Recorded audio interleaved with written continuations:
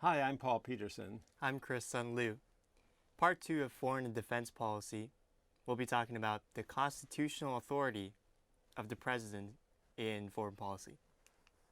So, Professor Peterson, what powers does the Constitution give the President in the sphere of foreign policy? The two principal powers that the President has in foreign policy are the treaty power and the commander-in-chief power, which is also related closely to the executive power. Let's talk about both of these powers. What is the power of the President to make treaties, and is this a significant power? It is a significant power, but it's very sharply curtailed by the fact that it's shared with the Senate. The President can negotiate treaties with countries abroad, but before those treaties are actually effective, they must be ratified by a vote of 2/3 of the Senate. Now that's 67 out of 100 votes in the U.S. Senate, and it's not easy to get those votes.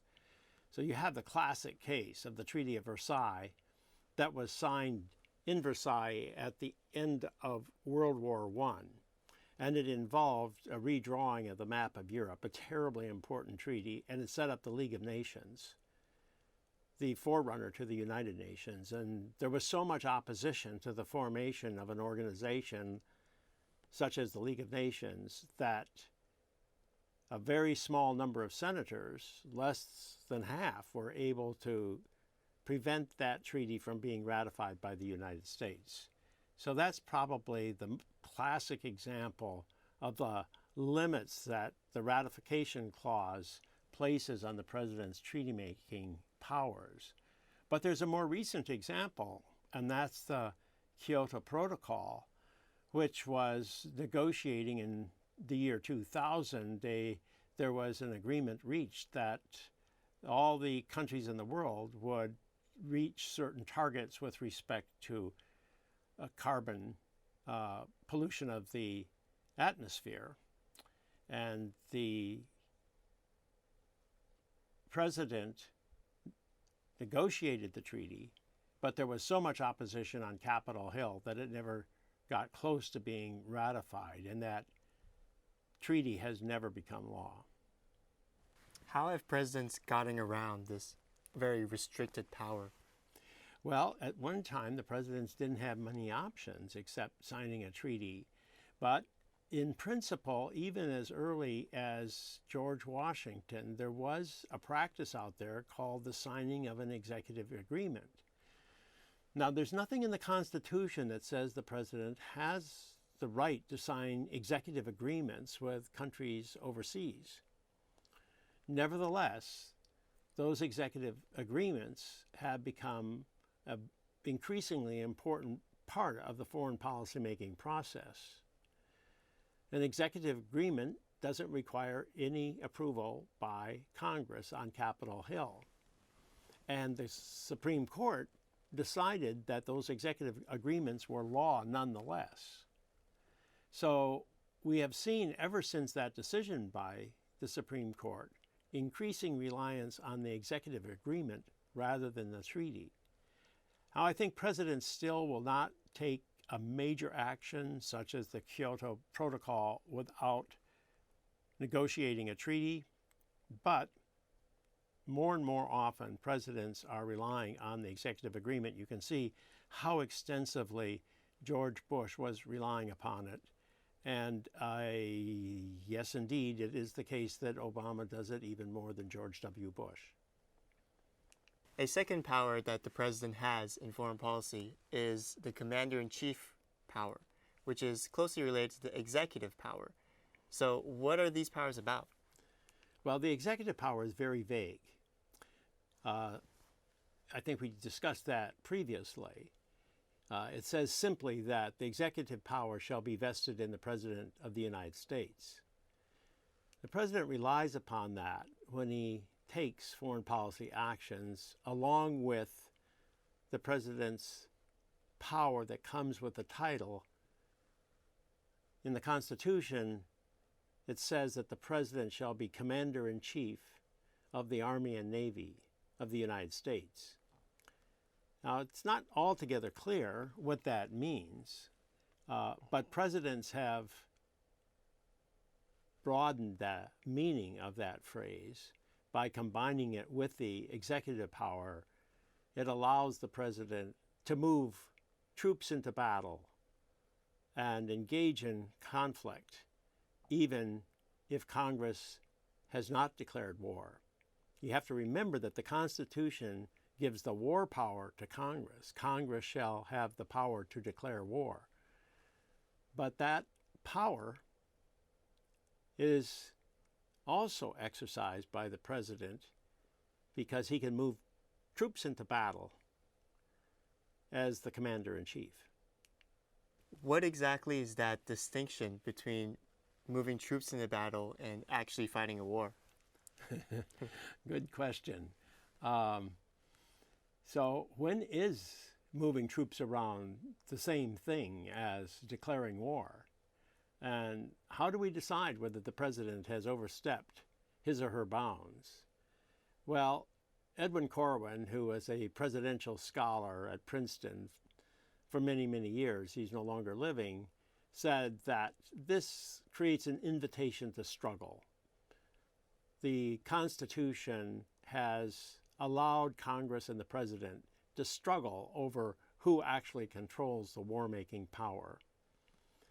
And that's a good way to put it, I guess, but on the whole, the president has had the better end of the deal. How has the Supreme Court interpreted the president's authority in the arena of foreign policy? Well, you know, when you think about Wildavsky's two-presidency theory, Chris, you really could say it's not Wildavsky's theory, it's the theory that was developed by the justices on the Supreme Court. And they did that long before Aaron Wildavsky wrote his famous essay. They did this back in 1937 in a decision U.S. v. Curtis Wright, which is probably the most important foreign policy Supreme Court decision that has ever been made. And it's really a small level issue. It's a big, big decision about a small issue. And the issue was a war between Paraguay and Bolivia. And the question was whether the United States should send arms to one side or the other or to both. And in fact, there were businesses in the United States that were making money off this war between Paraguay and Bolivia. So the President Franklin Delano Roosevelt, issued an executive order that said nobody can sell arms to either side so long as this war is going on. Now, remember that the Supreme Court in the 1930s was very hostile to the power of the president and the interference with the workings of the market that Franklin Delano Roosevelt was engaged in. So you would have thought that the Supreme Court would have said, the president doesn't have the power to stop arms shipments to these two countries. That's a president acting in an unconstitutional manner. Nonetheless, one of the conservative justices looks at it differently. And what he says is surprising and surprisingly strong. What does he say? Chris, he says, Justice George Sutherland's the name of the person who wrote the opinion, and he was one of the key conservative justices on the Supreme Court. He said, there is the very delicate, plenary, and exclusive power of the president as the sole organ of the federal government in the field of international relations. Now, how's that for a statement of the two-presidency theory? The president, the very delicate, plenary, and exclusive power of the president as the sole organ of the federal government in the field of international relations. Sutherland goes on to say, the president has a degree of discretion and freedom from statutory restriction which would not be admissible were domestic affairs alone involved. Moreover, he, not Congress, has the better opportunity of knowing the conditions which prevail in foreign countries. He has its agents in the form of diplomatic, consular, and other officials. So it's a clear and ringing endorsement of the power of the president to conduct the foreign relations of the United States. That's an enormous expansion of the president's power in the foreign policy area. but does the Supreme Court place any limits on it later on? It does, Chris, and it does at a time when the president is not as powerful as Franklin Roosevelt was. It was Harry Truman who got himself in trouble with the Supreme Court in 1952, in the middle of that very unpopular war in Korea. The case involved workers going on strike against the Youngstown Steel Company. They wanted an increase in wages, and they threatened to go on strike.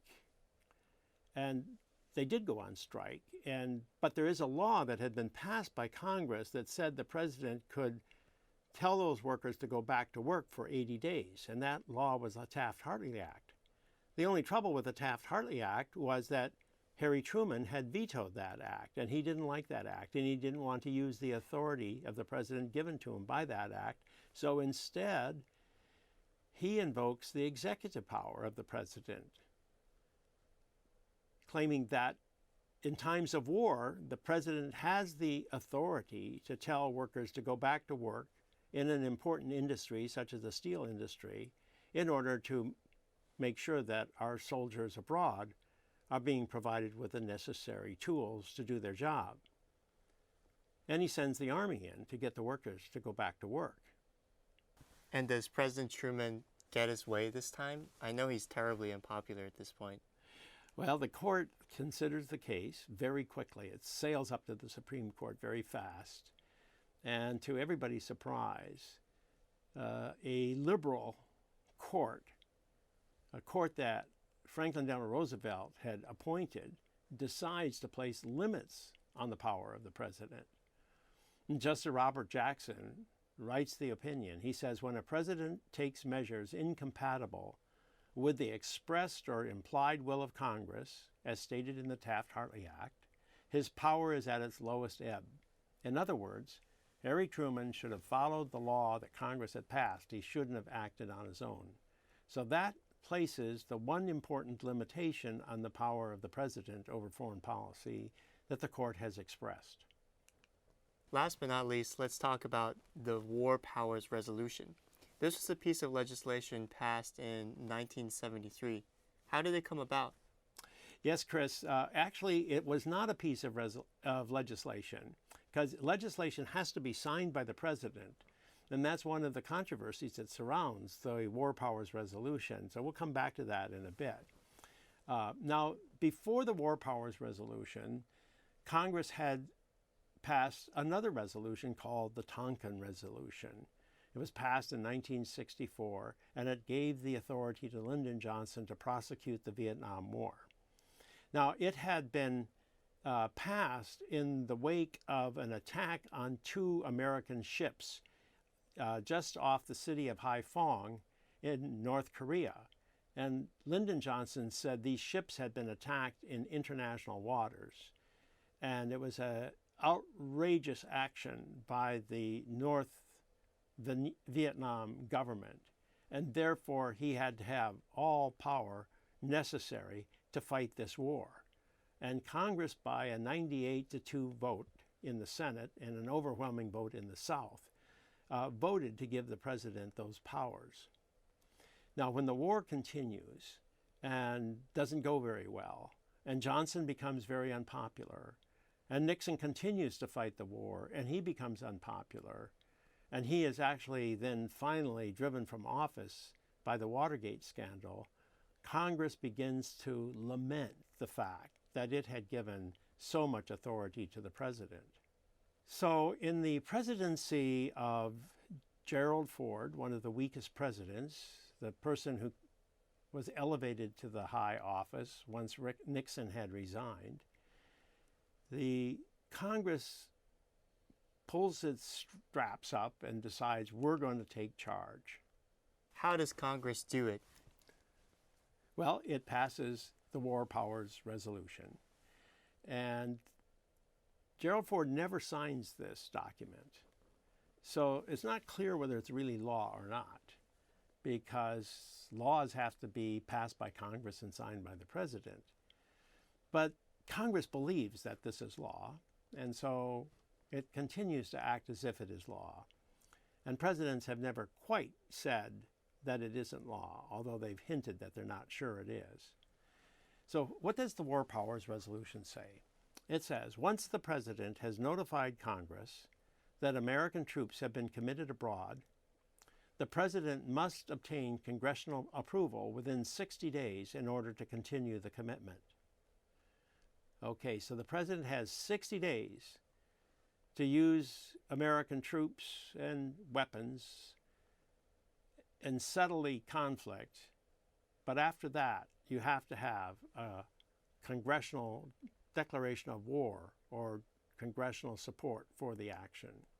That's the War Powers Resolution. It's trying to find a middle road between Congress not having any war power at all and the President not having any ability to move quickly and decisively when the situation demands it.